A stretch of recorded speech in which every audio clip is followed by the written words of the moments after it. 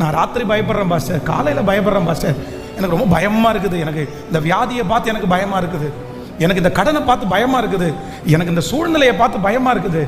பயத்தோடையே நீங்கள் வாழ்ந்துட்டு இருக்கலாம். என்ன ஆகுமோ, எப்படி ஆகுமோ, இது எப்படி முடியும்னே தெரியலையே பாஸ்டர், நான் இதில் மூழ்கிடுவனோ, இது பல பேர் சொல்கிறத பார்த்தா எனக்கு ரொம்ப கஷ்டமாக இருக்குது, ரிசல்ட்டை பார்த்தா வித்தியாசமாக இருக்குது, நான் எனக்குள்ளே குழம்பிட்டு இருக்கிறேன். இது உங்களுக்காகவே ஆண்டவர் பேசுகிற வார்த்தையாக இருக்கலாம்.